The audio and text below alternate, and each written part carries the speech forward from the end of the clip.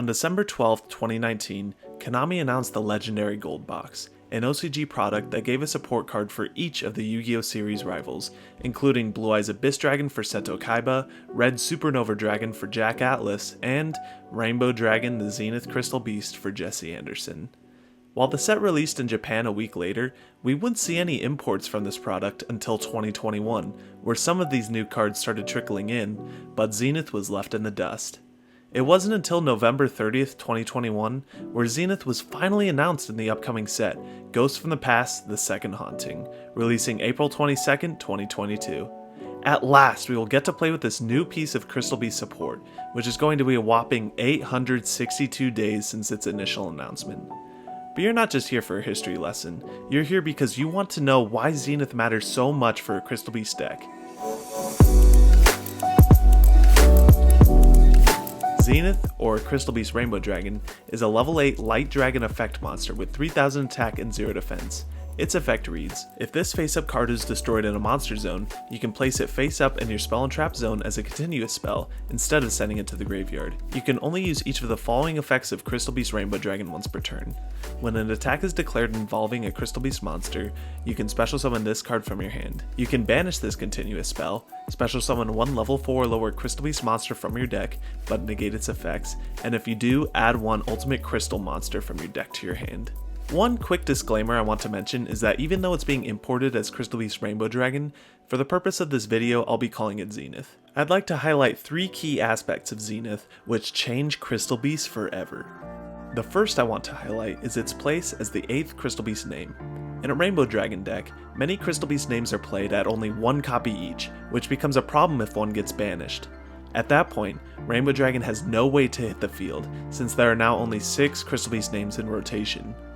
Zenith fixes this issue, however, by acting as an 8th name, meaning if one name gets banished, there are now 7 others that can meet Rainbow Dragon's requirement. Alternatively, Zenith offers the option to not play one of the names at all, effectively replacing one of the weaker Crystal Beasts. Next, I'd like to bend your ear a little bit about Zenith's attack stat. Boasting a staggering 3000 attack solves one of Crystal Beast's biggest problems, their low damage threshold. Historically, Crystal Beasts have had a problem in dealing with high attack monsters. The only archetypal way to deal with the Blue Eyes White Dragon, for example, is with spot removal like Crystal Conclave, or with the ultimate crystals, Rainbow Dragon, Rainbow Dark Dragon, and Rainbow Over Dragon. But they have their own problems.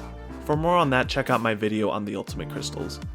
But with Zenith, we have our own Blue Eyes that can be easily special summoned by its own effect, or by any Crystal Beast extender. Speaking of its own effect, Zenith's effect to special summon itself from the hand does a good job at unbricking itself, and it makes mirror matches really fun since Zenith's effect can activate when any Crystal Beast battles on either side of the field. One more perk I'd like to highlight about Zenith's attack stat is the buff to Crystal Beast's bomb card, Crystal Abundance. Crystal Abundance was the OG win condition for Crystal Beast before the release of Rainbow Dragon, and even sees play today as the second best way to play pure Crystal Beasts, second only to my Ultimate Crystal Conclave deck. However, one of the biggest downsides to Crystal Abundance is how reliant it is on the opponent. Abundance must send 5 of the opponent's cards in order to summon 5 Crystal Beasts to deal over 8,000 damage for the OTK. With Zenith, however, its 3000 attack means that Abundance to send 3 opposing cards can turn into a whopping 9,000 damage, fixing one of Abundance's biggest problems. And believe me, it didn't have many to begin with. Finally, the third major aspect of Zenith that revolutionizes Crystal Beast forever is its last effect, which turns Sapphire Pegasus into a 1-card starter.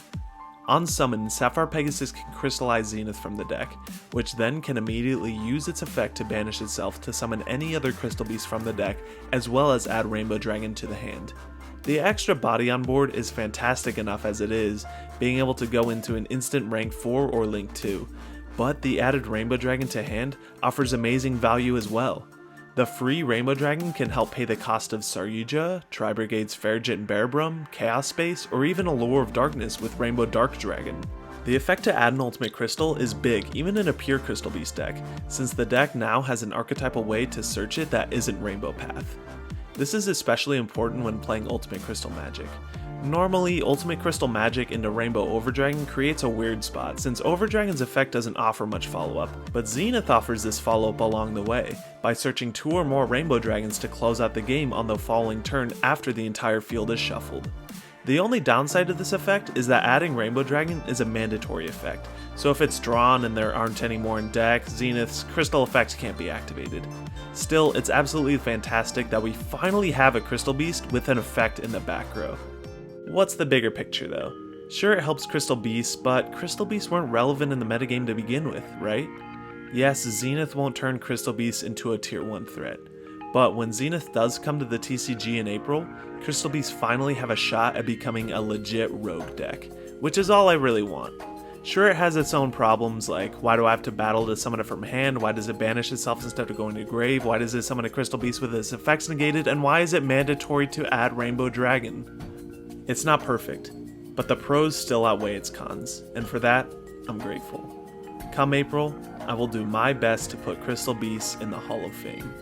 That's a crystal promise.